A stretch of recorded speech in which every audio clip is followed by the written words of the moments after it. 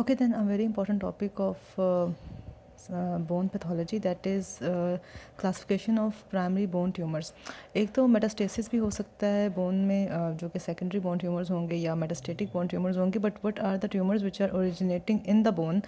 तो उसमें फिर तीन तरह के ट्यूमर फॉर्मिंग सेल्स हैं। एक तो हैं कार्टिलेज फॉर्मिंग, कुछ बोन फॉर्मिंग है और कुछ अननोन ओरिजिन के हैं। बिकॉज वी नो कि बोन में मोस्टली कार्टिलेज कंपोनेंट होता है या बोन कंपोनेंट होता है। इसके अलावा अगर हमें सेल का ओरिजिन समझ में ना आए तो हम उसको मिसलेनियस कैटेगरी में डाल देते हैं। तो कार्टिलेज फॉर्मिंग जो ट्यूमर्स हैं बोन के, उसमें बिनाइन भी हो सकते हैं, मैलिग्नेंट भी हो सकते हैं। इन the same way bone forming tumours भी बिनाइन भी हैं और मैलिग्नेंट भी हैं। ओके, तो हर तरह के ट्यूमर बिनाइन है या मैलिग्नेंट है, कार्टिलेज फॉर्मिंग है या बोन फॉर्मिंग है या अननोन ओरिजिन का, हम ये देखेंगे इन सब की लोकेशंस डिफरेंट है इन डिफरेंट बोन्स। और हम इनकी एज ग्रुप्स भी देखेंगे, प्लस इनकी मॉर्फोलॉजी कैसी है वो भी देखेंगे। तो जो कार्टिलेज फॉर्मिंग ट्यूमर है उसमें जो बिनाइन की एग्जांपल्स में आते हैं वो है osteochondroma and chondroma. Osteochondroma as a name indicates, इसमें बोनी कंपोनेंट भी होगा और कार्टिलेजेंस कंपोनेंट भी होगा। जबकि कॉन्ड्रोमा वो बिनाइन ट्यूमर है जिसमें जस्ट कार्टिलेज कंपोनेंट होगा। ओके, ओस्टियोकॉन्ड्रोमा की बात की जाए तो ये मोस्टली कहाँ पर होता है? ये मेटाफिजिक्स ऑफ लॉन्ग बोन्स में पाया जाता है, 10 to 30 ईयर्स ऑफ एज में, मतलब यंग एज ग्रुप में होता है।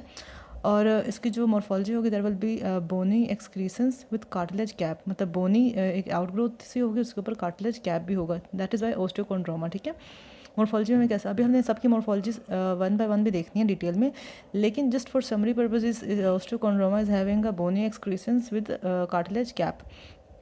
Second cartilage forming benign tumour is chondroma. ठीक है, और कॉन्ड्रोमा होता है एज अ नेम, इसका नाम भी छोटा सा, और ये small bones of hands and feet में होता है। जबकि जो ओस्टियोकॉन्ड्रोमा था वो मेटाफिजिक्स ऑफ लॉन्ग बोन्स में हो रहा था, और ये कहाँ पर? Small bones of hands and feet.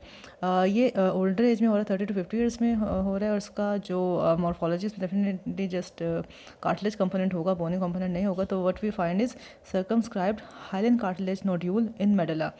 मिडला of the bone में एक सर्कमस्क्राइब्ड हाइलन कार्टिलेज का नोड्यूल नजर आएगा। सो दैट इज़ कॉन्ड्रोमा, और ये small bones of hands and feet में होता है। जो मैलिग्नेंट बोन फॉर्मिंग ट्यूमर है that is chondrosarcoma, sorry malignant cartilage forming tumour है दैट इज़ कॉन्ड्रोसार्कोमा। ठीक है, जब जब भी सार्कोमा का वर्ड आ जाएगा ना, इसको मैलिग्नेंट बना देगा, तो दैट इज़ कॉन्ड्रोसार्कोमा। इसका कॉमन लोकेशन पेल्विस है और शोल्डर है, एक्सियल स्केलेटन में पाया जाता है। अगेन जो malignant mostly older age groups में होते हैं, like 40 to 60 years of age में कॉन्ड्रोसार्कोमा होगा। और उसकी मॉर्फोलॉजी कैसी होती है? अच्छा, हम जितने मैलिग्नेंट ट्यूमर्स देखेंगे ना वो इस तरह से होंगे कि वो मेडला से अराइज कर रहे होंगे और वो कॉर्टेक्स को ब्रीच करते हुए सॉफ्ट टिश्यू तक जा रहे होंगे। ठीक है, इन द सेम वे कॉन्ड्रोसार्कोमा की मॉर्फोलॉजी कैसी है कि it extends from the medulla through the cortex into soft tissue.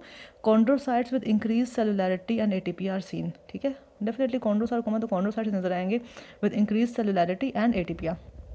Then ये हमने तीन ट्यूमर्स पढ़ लिए कार्टिलेज फॉर्मिंग का। बोन फॉर्मिंग ट्यूमर्स देख लेते हैं, इसमें जो बिनाइन कंपोनेंट में दो इंपॉर्टेंट है, osteoid osteoma and osteoblastoma. Osteoid osteoma mostly कहाँ पर होता है? मेटाफिजिक्स ऑफ लॉन्ग बोन्स में, जस्ट लाइक ओस्टियोकॉन्ड्रोमा। ओस्टियोकॉन्ड्रोमा भी मेटाफिजिक्स ऑफ लॉन्ग बोन्स में होता है, in the same way osteoid osteoma भी मेटाफिजिक्स ऑफ लॉन्ग बोन्स में हो रहा है।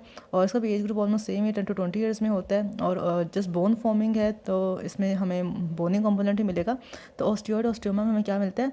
कॉर्टिकल पोर्शन में होता है ये ट्यूमर ओस्टियोइड ओस्टियोमा, और इंटरलेसिंग माइक्रोट्यूबैकुली मिलते हैं वोवन बोन के। ठीक है, interlacing microtrabeculae of woven bone हमें मिलते हैं ओस्टियोइड ओस्टियोमा के केस में। ठीक है, सेकेंड इज ओस्टियोब्लास्टोमा, डेफिनेटली ओस्टियोब्लास्ट का ट्यूमर है, और ये हमें मिलता है वर्टिब्रल कॉलम में। ये बहुत इंपॉर्टेंट है, ओस्टियोब्लास्टोमा हमें कहाँ मिलेगा? वर्टिब्रल कॉलम में। पीछे हमने एक्सियल स्केलेटन का ट्यूमर देखा था, वो कौन सा था? कॉन्ड्रोसार्कोमा। यहाँ पर कौन है? ओस्टियोब्लास्टोमा। और ये अगेन यंग एज में हो रहा है। और वर्टिब्रल कॉलम की कौन से पार्ट में होता है? पोस्टीरियर एलिमेंट्स ऑफ वर्टिब्रा में नजर आता है। और इसकी जो histology that is similar to osteoid osteoma, उसकी कैसी थी? Interlacing microtrabeculae of woven bone, interlacing microtrabeculae of woven bone.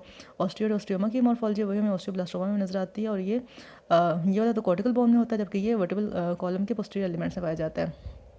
और जो मैलिग्नेंट काउंटर पार्ट है बोनी ट्यूमर का that is osteosarcoma. Osteosarcoma mostly metaphysics of distal femur और proximal tibia में पाया जाता है। ठीक है, metaphysics of distal femur and proximal tibia. जबकि जो ऊपर कॉन्ड्रोसार्कोमा था वो कहाँ पर था? वो वर्टिब्रल कॉलम में था, सॉरी एक्सियल स्केलेटन में था, पेल्विस और शोल्डर लेवल पे था। अच्छा, और इसका स्ट्रेंज बात ये है कि मैलिग्नेंट ट्यूमर बड़ी अर्ली एज में पाया जाता है, इसकी प्रेवलेंस अर्ली एज में है। और इसकी मॉर्फोलॉजी कैसी होती है, again it is extending from medulla to lift the periosteum, malignant cells producing woven bone. तो malignant cells woven bone produce कर रहे हैं ऊपर जो मैलिग्नेंट सेल्स थे वो कॉन्डोसाइट्स से, ठीक है।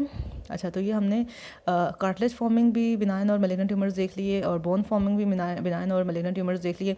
अब अननोन ओरिजिनल ट्यूमर्स देख लेते हैं। उसमें से दो जो हैं अननोन ओरिजिनल ट्यूमर्स वो बिनाइन है, that is giant cell tumour and aneurysmal bone cyst ABC, और मैलिग्नेंट एक है दैट इज़ एविंग सार्कोमा।